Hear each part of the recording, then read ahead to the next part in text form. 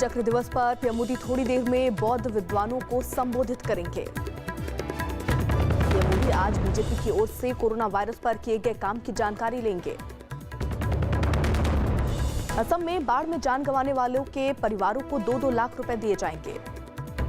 दिल्ली दंगों में जाकिर नाइक का कनेक्शन सामने आया है। पीएम मोदी ने कल लेह दौरे के दौरान सिंधु नदी के दर्शन कर उसकी पूजा की। ममता बनर्जी की 21 जुलाई को पहली वर्चुअल रैली होगी। कानपुर मुठभेड़ केस में दारोगा विनय तिवारी से पूछताछ की गई। कानपुर मुठभेड़ के आरोपी विकास दुबे समेत 35 पर केस दर्ज हुआ। कानपुर में शहीद हुए सिपाही राहुल का आज औरैया में अंतिम संस्कार किया जाएगा। दिल्ली में अमेरिकी दूतावास के बाहर एक प्रोफेसर की कार की टक्कर से दिल्ली पुलिस के एएसआई की मौत हो गई। महाराष्ट्र में कोरोना वायरस के 6,364 नए मरीज मिले। दिल्ली में कोरोना वायरस के 2,520 नए मरीज सामने आए। मुंबई के कई इलाकों में आज तेज बारिश का अलर्ट जारी किया गया। राजकोट में आंधी और बारिश की वजह से कई मकान और पेड़ गिर पड़े। जयपुर एयरपोर्ट पर कस्टम ने दुबई से तस्करी करके लाए गए 32 किलो सोने के साथ 14 लोगों को गिरफ्तार किया। आंध्र प्रदेश के नल्लौर में नहर में फिसलकर गिरे एक बुजुर्ग को आसपास के लोगों ने बचा लिया। भारत चीन तनाव के बीच पाकिस्तानी विदेश मंत्री ने चीन के विदेश मंत्री से बात की। कम्युनिस्ट पार्टी की बैठक में आज नेपाल के पीएम ओली की किस्मत का फैसला होगा। कानपुर मुठभेड़ केस में चौबेपुर के दारोगा विनय तिवारी की भूमिका संदिग्ध बताई जा रही है। विनय तिवारी पर मुखबिरी का शक है। बताया जा रहा है कि दबिश के दौरान भी वो सबसे पीछे चल रहा था। यही नहीं, खास धारा के तहत एफआईआर लिखने में भी वो आनाकानी कर रहा था। इसलिए एसटीएफ ने दारोगा विनय तिवारी से पूछताछ शुरू कर दी है। यूपी एसटीएफ की नोएडा टीम ने अलीगढ़ हाईवे पर इनामी बदमाश बबलू को मार गिराया। बबलू ने अपने साथियों के साथ मिलकर साल 2016 में हाईवे पर लूट की एक बड़ी घटना को अंजाम दिया था। साथ ही मां बेटी के साथ गैंगरेप भी किया था। इस घटना से पूरा देश दहल गया था। बबलू को उस कांड का मुख्य आरोपी बताया जाता है। बबलू पर पुलिस ने 50,000 रुपए का इनाम रखा था।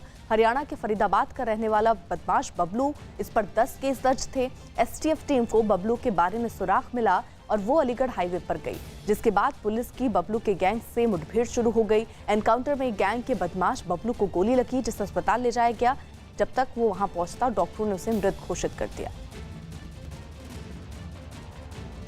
वहाँ पे कुछ बदमाश पुलिस के ऊपर फायरिंग करना शुरू किया है और हमारा पुलिस भी उसके जवाबी फायरिंग किया है। लगातार फायरिंग हुई थी। फायरिंग में कई राउंड दोनों तरफ फायर हुआ। पहचान किया है, ये एक बदमाश है, उसका नाम बबलू, वो जनपद हरियाणा का फरीदाबाद डिस्ट्रिक्ट का रहने वाला है। नंगला एक्सप्रेस गांव का रहने वाला है। दिल्ली दंगों में जाकिर नाइक का कनेक्शन सामने आया है। बताया जा रहा है कि आरोपी खालिद सैफी को सिंगापुर से पैसे भेजे गए थे, जो उसके एनजीओ के खाते में ट्रांसफर हुए थे। जांच में यह भी पता चला कि खालिद सैफी ने अपनी विदेश यात्रा के दौरान फंड जुटाने के मकसद से जाकिर नाइक से मुलाकात भी की थी। दिल्ली पुलिस की स्पेशल सेल ने दिल्ली दंगों के एक मास्टरमाइंड खालिद सैफी को बीते महीने गिरफ्तार किया था। भारी बारिश और बाढ़ की वजह से चीन के दक्षिणी इलाके में कई लोगों की मौत हो गई, जबकि कई लाख लोग बेघर हो चुके हैं। चीन का ये इलाका पिछले कई हफ्तों से खराब मौसम की मार झेल रहा है, जहां लगातार भारी बारिश की वजह से नदियां उफान पर हैं और उनका पानी रिहायशी इलाकों में घुसकर तबाही मचा रहा है। बाढ़ की डरा देने वाली ऐसी ही एक तस्वीर यूनान प्रांत से सामने आई, जहां एक मकान देखते ही देखते सैलाब में समा गया। पानी का बहाव इतना तेज था कि सड़कों पर खड़ी गाड़ियां तक पानी की चपेट में आ गईं। सामने आई एक ऐसी ही तस्वीर में एक भारी भरकम गाड़ी खिलौने की तरह सैलाब में बहती नजर आई। चोंगचिंग में भी ऐसे ही डरा देने वाले हालात नजर आए। वहां की एक तस्वीर में बाढ़ का पानी एक इमारत की बालकनी से झरने की तरह गिरता दिखा। आसपास का पूरा इलाका पानी में डूबा दिखाई दिया। बारिश और बाढ़ के अलावा जमीन खिसकने की वजह से भी भारी नुकसान हुआ। रास्ते बंद होने से सैकड़ों लोग जहां तहां फंस गए, जिन्हें बचाव दल की मदद से बाहर निकालने का काम शुरू किया गया।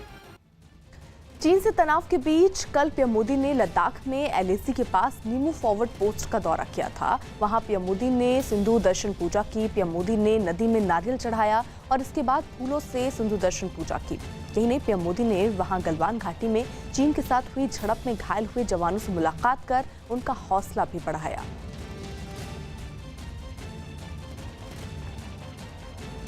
एक 109 रूटों पर 151 प्राइवेट ट्रेनें चलाने के केंद्र सरकार के फैसले का कांग्रेस ने विरोध किया।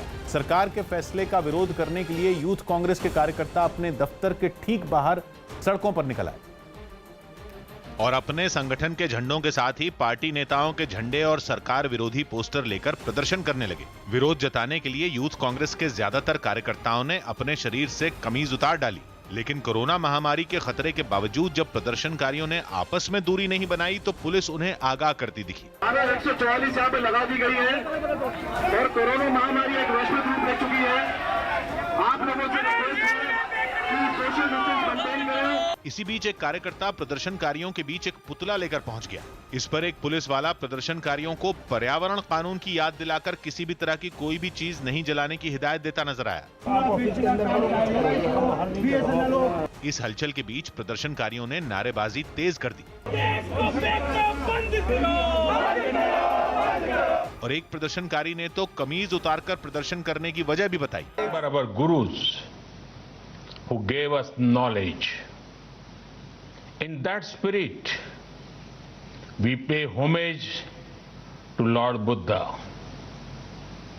I'm happy that copies of the Mongolian Conjure are being presented to the government of Mongolia. The Mongolian Conjure is widely respected in Mongolia. Most monasteries have a copy of it. Friends, the eightfold path of Lord Buddha shows the way towards the well-being of many societies and nations. It highlights the importance of compassion and kindness. The teachings of Lord Buddha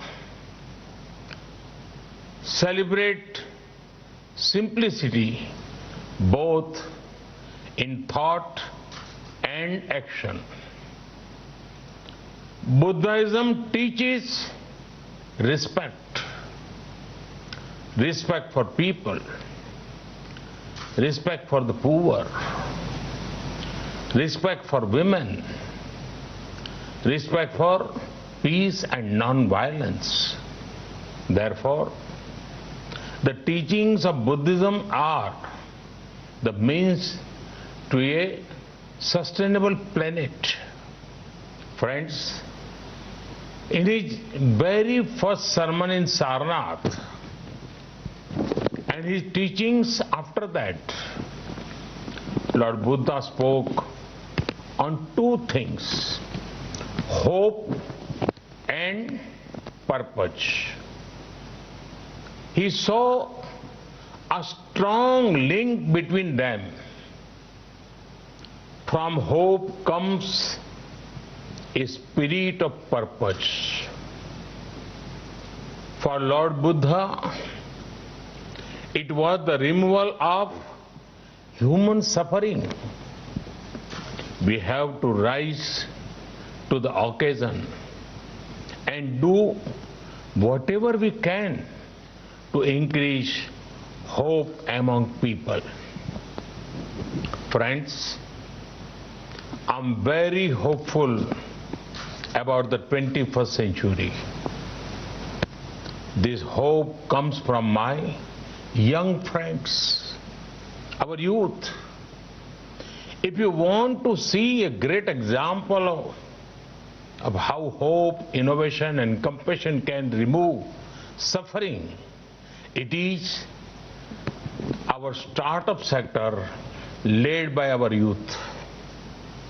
Bright young minds are finding solutions to global problems.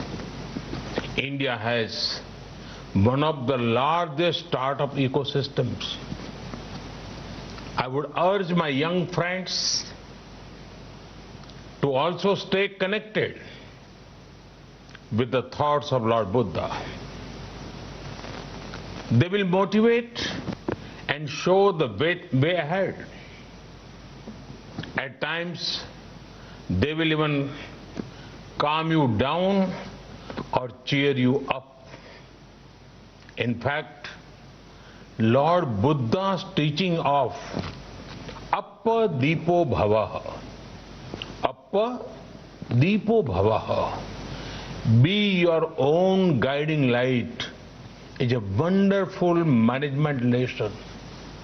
Friends, today the world fights extraordinary challenges. To these challenges, lasting solutions can come from the ideals of Lord Buddha. They were relevant in the past. They are relevant in the present, and they will remain relevant in the future. Friends, it is the need of the hour to connect more and more people with Buddhist heritage sites. We in India have many such sites.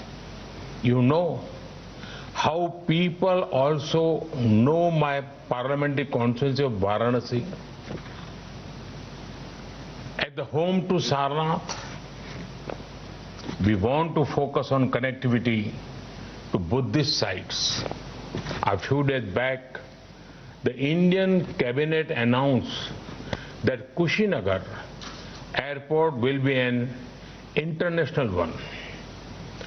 This will bring so many people, pilgrims and tourists.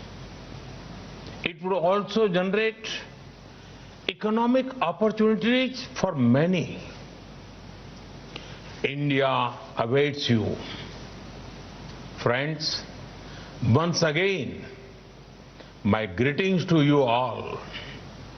May the thoughts of Lord Buddha further brightness, togetherness, and brotherhood.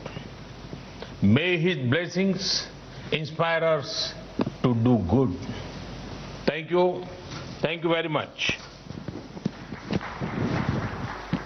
प्रधानमंत्री धर्मचक्र दिवस पर संबोधित कर रहे थे। कुछ महत्वपूर्ण चीजें प्रधानमंत्री ने यहाँ पर बोली और बुद्ध को याद किया। बुद्ध ने जीने का रास्ता दिखाया है, उसी रास्ते पर हर इंसान को आगे बढ़ना चाहिए। भगवान बुद्ध ने ये जो रास्ता दिखाया है, ये आपको शांति की तरफ ले जाएगा। आज गुरुओं को याद करने का दिन है। और इसी के साथ साथ उन्होंने ये भी कहा कि बुद्ध ने शांति का संदेश दिया है, जिसे हम सबको समझना चाहिए, इसका पालन करना चाहिए। 21वीं सदी को लेकर मैं आशावादी हूं और आशावादी होने से ही आगे जो राह है वो आसान हो जाएगी। भगवान बुद्ध का संदेश आज भी प्रासंगिक है, यानी इस युग में भी अगर भगवान बुद्ध को समझते हुए, उनके जो वचन है उसका पालन करते हुए इंसान आगे बढ़ता है तो निश्चित तौर पर शांति और तरक्की उसे जरूर मिलेगी। बुद्ध ने शांति का संदेश दिया है। पीएम ने भगवान बुद्ध को यहाँ पर नमन किया है और ये महत्वपूर्ण बातें लिखी। आज के संदर्भ में भी उन्होंने कहा कि अगर आज के संदर्भ में देखें तो भी बुद्ध ने जो संदेश दिया है वो बहुत ही महत्वपूर्ण है, सबको इसे मानना चाहिए। दरअसल आज 4 जुलाई का दिन जब धर्म चक्र दिवस के रूप में इसे मनाया जाता है और इस दिन बुद्ध ने अपने पहले 5 शिष्यों को प्रथम उपदेश दिया था और उसी की स्मृति में ये आयोजन हुआ है। यूपी के वाराणसी के पास स्थित सारनाथ के डियर पार्क में इसे मनाया जाता है। पूरी दुनिया के बौद्ध इसे धर्म चक्र परिवर्तन दिवस के रूप में भी मनाते हैं और आज प्रधानमंत्री इसी मौके पर जब सामने आए, उन्होंने संबोधन के तहत ये महत्वपूर्ण बातें कहीं और देश से एक तरीके से ये अपील भी की कि बुद्ध के दिए जो संदेश हैं उसका पालन करना बहुत दिशा में आपके लिए अच्छा हो सकता है। आज अपने गुरुओं को याद करने का दिन है, इसलिए जो भी आपके गुरु हैं उनको याद कीजिए, क्योंकि गुरु ही है जो आपको सही मार्ग दिखाता है, सही वक्त पर दिखाता है और उसी मार्ग पर चलकर इंसान तरक्की करता है।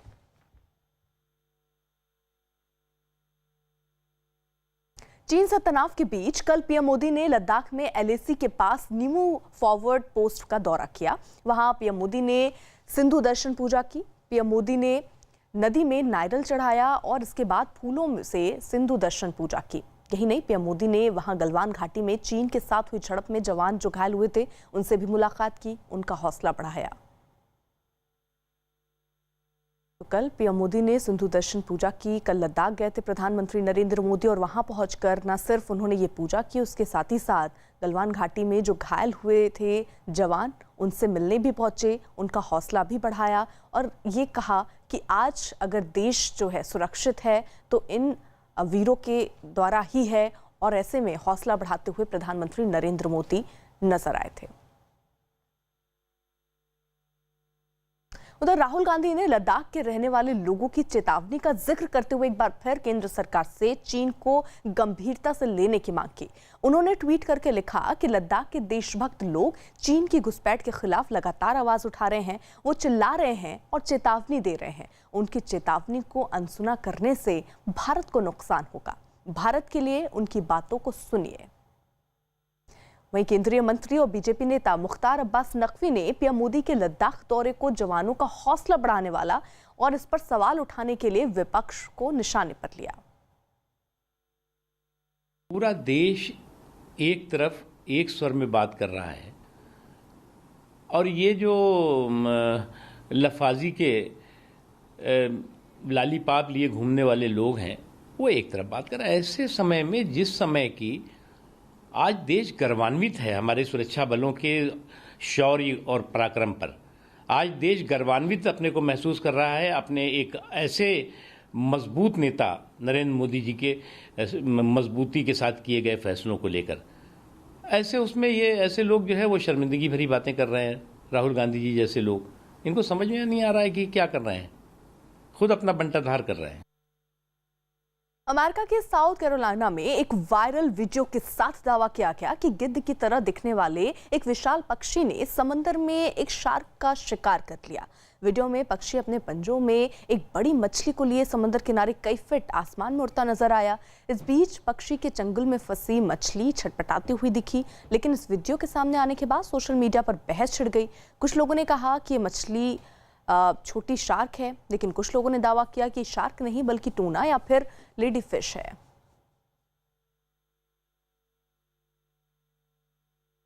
कोरोना के खिलाफ जारी जंग में केंद्र सरकार राज्यों की हर मुमकिन मदद करने में जुटी है और इसी कड़ी में केंद्र सरकार ने 2 करोड़ N95 मास्क और 1 करोड़ पीपीई किट राज्य सरकारों को मुफ्त दी। पीपीई किट और N95 मास्क का इस्तेमाल कोरोना से बचाव के लिए किया जाता है। इनमें करीब 8 लाख पीपीई किट और करीब 13 लाख N95 मास्क अकेले दिल्ली को दिए गए, जबकि करीब 12 लाख पीपीई किट और 20 लाख से ज्यादा N95 मास्क महाराष्ट्र को भेजे। इसी तरह तमिलनाडु को 5 लाख से ज्यादा पीपीई किट और करीब 10 लाख N95 मास्क दिए जा चुके हैं। इसके अलावा देश में बने 11,300 वेंटिलेटरों को भी राज्यों के बीच बांटा गया है। यही नहीं, स्वास्थ्य मंत्रालय की तरफ से राज्यों को 1 लाख से ज्यादा ऑक्सीजन सिलेंडरों की सप्लाई की जा रही है। मुंबई में आज भारी बारिश का अलर्ट है। समंदर में हाई टाइड की चेतावनी जारी की गई है। मौसम विभाग के मुताबिक समंदर में 4 से 5 मीटर ऊंची लहरें उठ सकती हैं। मुंबई के साथ साथ पालघर, ठाणे, रायगढ़ और रत्नागिरी में भी भारी बारिश की आशंका है। शुक्रवार को मुंबई समेत के इलाकों में बारिश के बाद पानी भर गया था।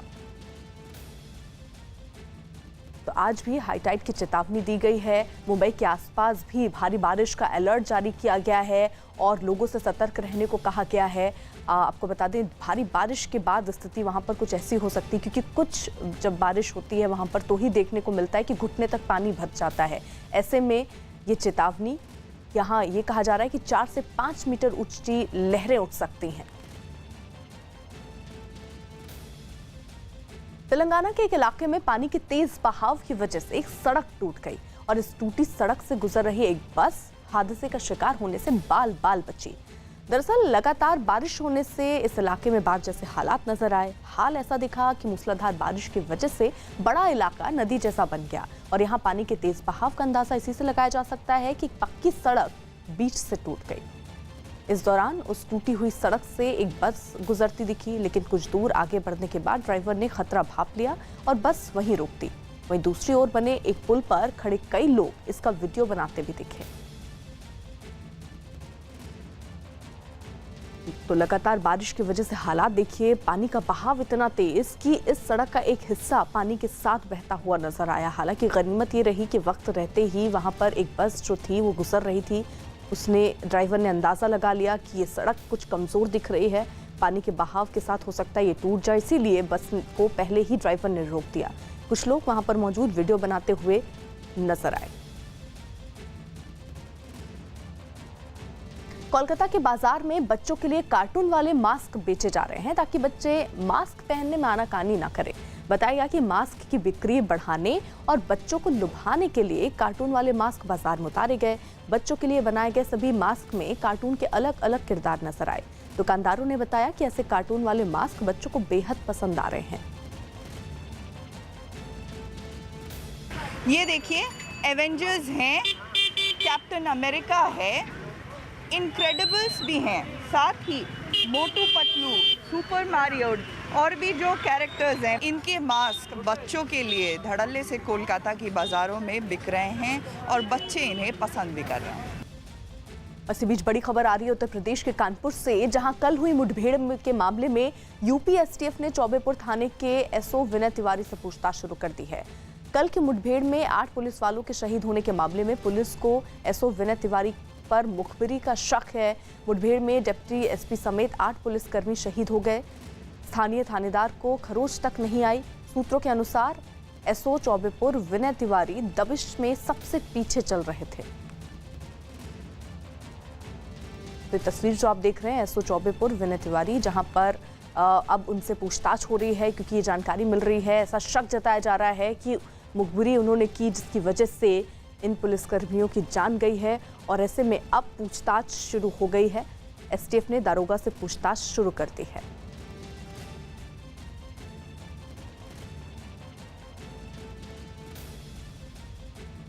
विनय तिवारी पर मुखबिरी का शक है। आपको बता दें कल ही ये मुठभेड़ हुई जिसमें हमारे पुलिसकर्मी शहीद हुए और अब जो जांच आगे बढ़ रही है उसमें ऐसा दिख रहा है कि एसओ विनय तिवारी जो हैं वो मुखबिरी कर सकते हैं और सबसे पीछे चल रहे थे और एक खरोच तक उन्हें नहीं आई, इसलिए अब शक गहरा रहा है। हालांकि अब उनसे पूछताछ हो रही है।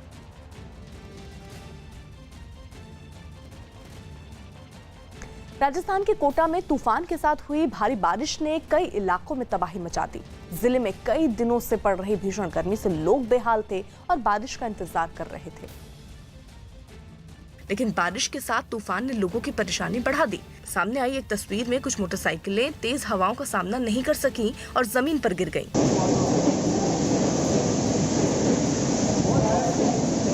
तूफान की वजह से कई जगहों पर पेड़ उखड़कर जमीन पर गिर गए। वहीं कई मकान भी तूफान का सामना नहीं कर सके। तेज हवाओं ने बिजली के कई खंभे भी उखाड़ दिए, जिससे कई इलाके में अंधेरा छा गया। पीएम मोदी के लेह दौरे के बाद चीन और पाकिस्तान फिर हरकत में आ गए। पीएम मोदी के लेह दौरे के बाद चीन और पाकिस्तान के विदेश मंत्रियों ने बातचीत की। इस दौरान चीन ने पाकिस्तान को क्षेत्रीय हालात की जानकारी दी। इस दौरान पाकिस्तान ने फिर झूठ बोला। चीन और पाकिस्तान के विदेश मंत्रियों की ये बातचीत हुई है। आपको बता दें पीएम मोदी के लेह दौरे के बाद चीन और पाकिस्तान फिर हरकत में आ गए।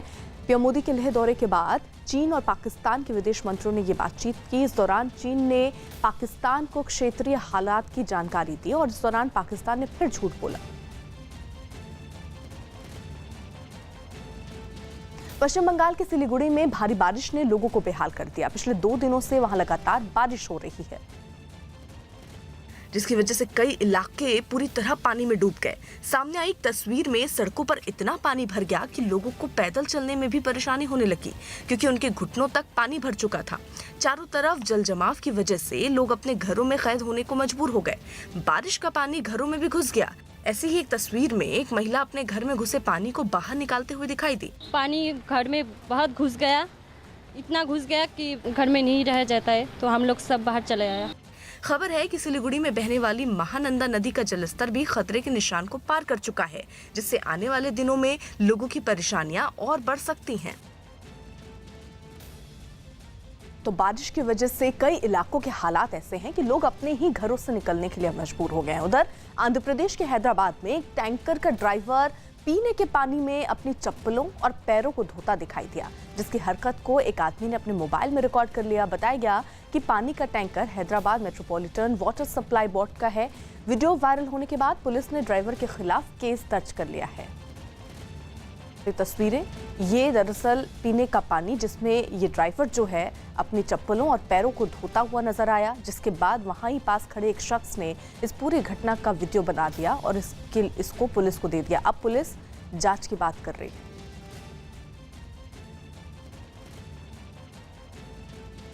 उत्तर प्रदेश के वाराणसी में बीजेपी के एक नेता और कुछ कार्यकर्ताओं की पुलिस से झड़प हो गई। बताया गया कि लॉकडाउन का उल्लंघन करने पर जब पुलिस ने बीजेपी नेता और कार्यकर्ताओं को टोका तो वो उनसे ही भिड़ गए और बीच सड़क पर ही पुलिस और उनके बीच हाथापाई होने लगी, जिसके बाद पुलिस के जवानों ने कुछ लोगों को पकड़ लिया, जिस पर हंगामा और तेज हो गया। इस बीच कुछ और लोग भी वहां पहुंच गए और उन्होंने पुलिस वालों को धक्का दे दिया। मान जाओ।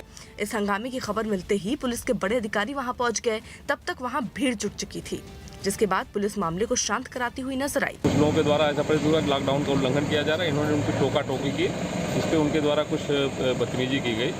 इसके बाद पुलिस ने आरोपी नेता और कार्यकर्ता को हिरासत में ले लिया। इसके अलावा दूसरे आरोपियों को भी पकड़ने में पुलिस जुटी हुई है। यूपी के चित्रकूट में खाने पीने के सामान की एक दुकान में आग लग गई। बताया गया कि ये आग शॉर्ट सर्किट की वजह से लगी, जिसके बाद दुकान से आग की भीषण लपटें और धुआं उठने लगा। आग लगते ही वहां आसपास के कई लोग जमा हो गए और आग बुझाने में जुट गए। दुकान में रखे सामान की वजह से आग तेजी से फैलती जा रही थी, इसलिए लोगों ने एक लोहे की चेन की मदद से दुकान में रखा सामान बाहर खींचा और उसके बाद पानी डालकर आग बुझा दी। आग से दुकान में रखा सारा सामान जलकर राख हो गया।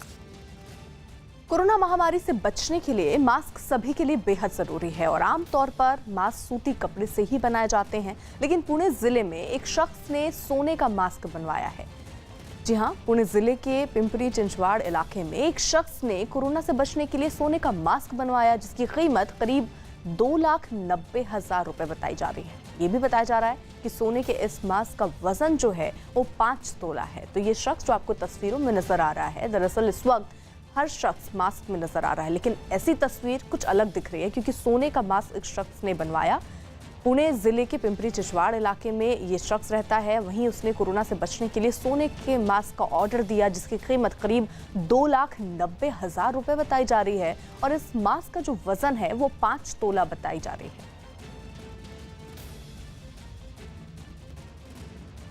चीन के साथ जारी सीमा विवाद का असर भारत ही नहीं बल्कि अमेरिका में भी नजर आया। न्यूयॉर्क में टाइम्स स्क्वायर के सामने भारतीय मूल के लोगों ने चीन के खिलाफ प्रदर्शन किया। प्रदर्शन में शामिल लोगों ने चीन के खिलाफ नारेबाजी की। इस प्रदर्शन में तिब्बती और ताइवान मूल के लोग भी बड़ी संख्या में दिखाई दिए। उन्होंने भी चीन की विस्तारवादी नीति का विरोध किया और दुनिया भर में चीन को बाइकॉट किए जाने की मांग की।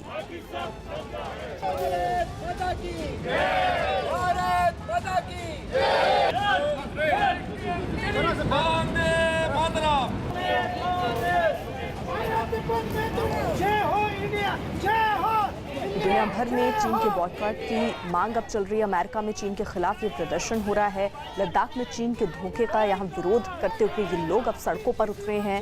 बैनर पोस्टर लेकर ये लोग अब इस बात का विरोध कर रहे हैं कि चीन को पूरी तरीके से बाइकॉट करना चाहिए, क्योंकि जो विस्तारवादी नीति चीन रखता है उससे हर देश को खतरा है।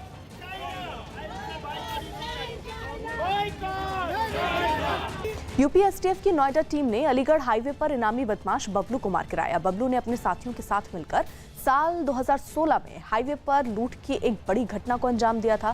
साथ ही मां बेटी के साथ गैंगरेप भी किया था और इस घटना से पूरा देश दहल गया था। बबलू को उस कांड का मुख्य आरोपी बताया जाता है। बबलू पर पुलिस ने 50,000 रुपए का इनाम रखा था। हरियाणा के फरीदाबाद के रहने वाले बदमाश बबलू पर 10 केस दर्ज थे। एसटीएफ टीम को बबलू के बारे में सुराग मिला था और वो अलीगढ़ हाईवे पर गए, जिसके बाद पुलिस की बबलू के गैंग से मुठभेड़ शुरू हो गई। एनकाउंटर में गैंग के बदमाश बबलू को गोली लगी, उसे अस्पताल लाया गया। डॉक्टरों ने तब तक उसे मृत घोषित कर दिया।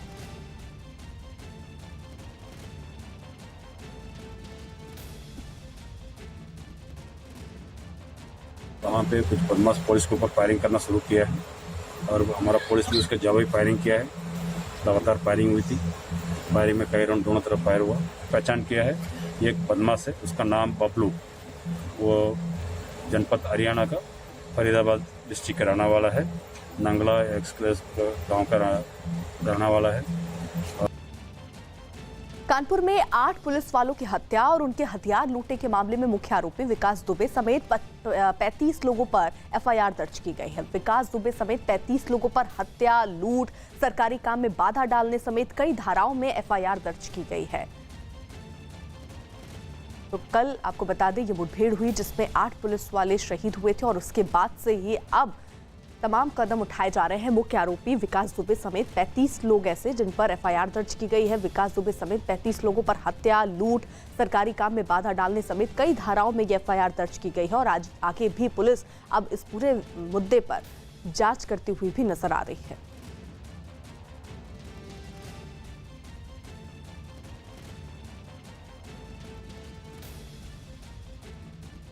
तो कानपुर मुठभेड़ केस में विकास दुबे समेत 35 पर एफआईआर दर्ज हुई है और जल्द ही इनकी गिरफ्तारी की कोशिश भी पुलिस की तरफ से हो रही है और वो कार्रवाई भी पुलिस का दावा है कि जल्द से जल्द कार्रवाई करके इन सब को गिरफ्तार करके पूछताछ की जाएगी।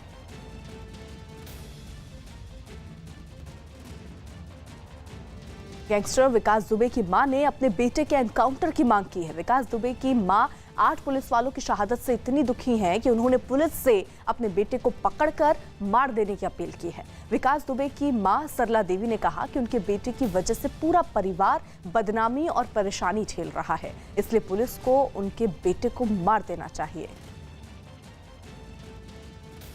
जब धोखे में भगी हो तो काउंटर करिए पुलिस, हम तो कहती पकड़ लो तब काउंटर कर दो। काहे से उसने बहुत बुरा किया है, बहुत बुरा किया। जब धोखे में भगी हो तो काउंटर करिए पुलिस, हम तो कहती पकड़ लो तब काउंटर कर दो। काहे से उसने बहुत बुरा किया है, बहुत बुरा किया।